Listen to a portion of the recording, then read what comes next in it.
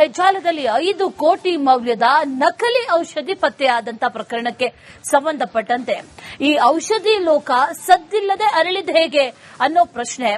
ಈಗ ಈ ಔಷಧಿ ಲೋಕ ಇದೆಯಲ್ಲ, ಇದು ಪತ್ತೆಯಾಗಿದೆ. ಬಹಳ ರೋಚಕ ಕಹಾನಿ. ನಂಬರ್ ಪ್ಲೇಟ್ ಇಲ್ಲದಂತಹ ಸ್ಕೂಟರ್ನಿಂದ ದಂಧೆಕೋರರು ಸಿಕ್ಕಿಬಿದ್ದಿದ್ದಾರೆ. ಸಿಕ್ಕಿ ಬೀಳಬಾರದು ಅನ್ನುವಂತ ಕಾರಣಕ್ಕಾಗಿ ನಂಬರ್ ಪ್ಲೇಟ್ ಇಲ್ಲದೆ ಇರೋ ಗಾಡಿ ಓಡಿಸ್ತಾ ಇದ್ರು. ಆದ್ರೆ ಅದರಿಂದಾನೇ ಸಿಕ್ಕಿ ಬಿದ್ದಿರುವಂತಹ ಒಂದು ರೋಚಕ ಕಹಾನಿ ಇದು. ತಾವರೆಕೆರೆ ಠಾಣಾ ವ್ಯಾಪ್ತಿಯ ಸಿಕೆ ತಾಂಡ್ಯದಲ್ಲಿ ಔಷಧಿ ಜಾಲ ಪತ್ತೆಯಾಗಿತ್ತು. 5 ಕೋಟಿಗೂ ಹೆಚ್ಚು ಮೌಲ್ಯದ ನಕಲಿ ಔಷಧಿಗಳು ಪತ್ತೆಯಾಗಿತ್ತು. ಔಷಧಿಗಳು ಬೇರೆ, ಅದರ ಬ್ರ್ಯಾಂಡ್ ಬೇರೆ, ಒಳಗಿರೋ ಕಂಟೆಂಟ್ ಬೇರೆ. ಆದ್ರೆ ಹೊರಗಿರೋ ಈ ಸ್ಟಿಕ್ಕರಿಂಗ್ ಅಥವಾ ಔಷಧದ ಬಾಟಲ್ ಮೇಲೆ ಸ್ಟಿಕ್ಕರಿಂಗ್ ಮಾಡಿರೋದು, ಲೇಬಲಿಂಗ್ ಮಾಡಿರೋದು ಇದೆಯಲ್ಲ, ಅದು ಬೇರೆ ಕಂಪನಿಯದ್ದು. ಈ ರೀತಿಯಾಗಿ ಮಾರಾಟ ಮಾಡ್ತಾ ಇದ್ರು. ಆ ಜಾಲ ಪತ್ತೆ ಆಗಿತ್ತು.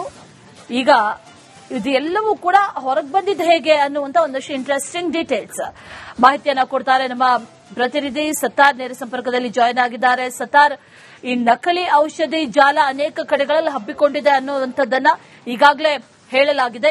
ಈ ಹೆಜ್ಜಾಲದಲ್ಲಿ ಏನ್ ನಡೀತಲ್ಲ, ಇದು ಗೊತ್ತಾಗಿದ್ದು ಹೇಗೆ, ಪತ್ತೆ ಹಚ್ಚಿದ್ದು ಹೇಗೆ, ಕಾರ್ಯಾಚರಣೆ ಹೇಗೆ ನಡೀತು, ಡೀಟೇಲ್ಸ್ ಏನಿದೆ?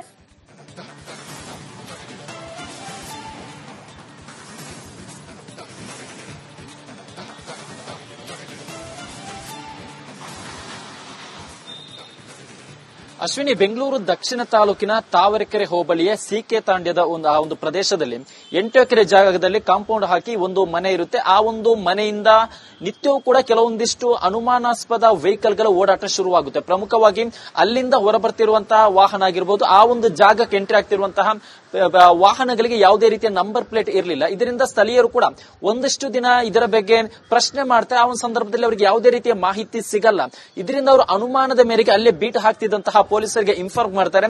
ನಿತ್ಯವೂ ಕೂಡ ಸಂಜೆ ಅಥವಾ ಬೆಳಗ್ಗೆ ಒಂದಿಷ್ಟು ವೆಹಿಕಲ್ಗಳು ಓಡಾಡುತ್ತೆ, ಆನ್ಲೈನ್ ಡೆಲಿವರಿಗೆ ಸಂಬಂಧಪಟ್ಟ ಹಾಗೆ ಒಂದಿಷ್ಟು ವೆಹಿಕಲ್ಗಳ ಮೂವ್ಮೆಂಟ್ ಇರುತ್ತೆ ಅನ್ನೋ ವಿಚಾರವನ್ನು ಅಲ್ಲೇ ಬೀಟ್ ಹಾಕ್ತಿರುವಂತಹ ಬೀಟ್ ಪೊಲೀಸರಿಗೆ ಮಾಹಿತಿಯನ್ನು ಕೊಡ್ತಾರೆ. ಯಾವಾಗ ಈ ಒಂದು ಮಾಹಿತಿ ಬೀಟ್ ಪೊಲೀಸರಿಗೆ ಬರುತ್ತೋ, ಬೀಟ್ ಪೊಲೀಸರು ಏಕಾಏಕಿ ಅಲ್ಲಿ ಹೋಗಿ ಪರಿಶೀಲನೆ ಮಾಡುವ ಬದಲು ಮೊದಲಿಗೆ ಒಂದಿಷ್ಟು 2-3 ದಿನಗಳ ಕಾಲ ನಿಗಾ ಇಡ್ತಾರೆ. ಅಂದ್ರೆ ಆ ಒಂದು ವೆಹಿಕಲ್ ಎಷ್ಟೊತ್ತಿಗೆ ಎಂಟ್ರಿ ಆಗುತ್ತೆ, ಎಷ್ಟು ಜನರು ಇರ್ತಾರೆ, ನಂತರ ಆ ಒಂದು ಜಾಗ ಏನಿದೆ ಅಂದ್ರೆ ಔಷಧಿ ತಯಾರಿಕೆ ಮಾಡುವಂತಹ ಜಾಗದಿಂದ ಎಷ್ಟೊತ್ತಿಗೆ ಎಕ್ಸಿಟ್ ಆಗುತ್ತೆ, ಪ್ರತಿಯೊಂದನ್ನು ಕೂಡ ನಿಗಾ ಇಡ್ತಾರೆ. ಜೊತೆಗೆ ಆ ಒಂದು ಪ್ರದೇಶ, ಆ ಒಂದು ಜಾಗ ಯಾರ ಹೆಸರಲ್ಲಿದೆ ಅನ್ನೋ ಸಂಬಂಧಪಟ್ಟ ಹಾಗೆ ಕೂಡ ಸ್ಥಳೀಯರಲ್ಲಿ ಮಾಹಿತಿಯನ್ನು ಕಲೆ ಹಾಕ್ತಂತಹ ಸಂದರ್ಭದಲ್ಲಿ ಅಲ್ಲಿ ಅವ್ರಿಗೆ ಒಂದು ಕ್ಲೂ ಸಿಗುತ್ತೆ. ಬೆಂಗಳೂರಿನ ನಾಗರಬಾವಿಯ ವ್ಯಕ್ತಿಯೊಬ್ಬರ ಹೆಸರಲ್ಲಿ ಈ ಒಂದು ಜಾಗ, ಆ ವ್ಯಕ್ತಿಯೊಬ್ಬರ ಸಂಬಂಧಿಸಿದಂತಹ ಜಾಗ ಅನ್ನೋ ಮಾಹಿತಿ ಸಿಗುತ್ತೆ. ಆ ವ್ಯಕ್ತಿ ಎಲ್ಲಿದೆ ಅನ್ನೋ ಸಂಬಂಧಪಟ್ಟ ಹಾಗೆ ಮಾಹಿತಿ ಕಲೆ ಆಗ್ತ ಸಂದರ್ಭದಲ್ಲಿ ಆತ ಯಾರ ಜೊತೆಗೂ ಕೂಡ ಕಾಂಟ್ಯಾಕ್ಟ್ ಇಲ್ಲ ಅನ್ನೋ ಮಾಹಿತಿ ಸಿಗುತ್ತೆ. ಈ ಒಂದು ವಿಚಾರವನ್ನು ಕೂಡಲೇ ಅವರು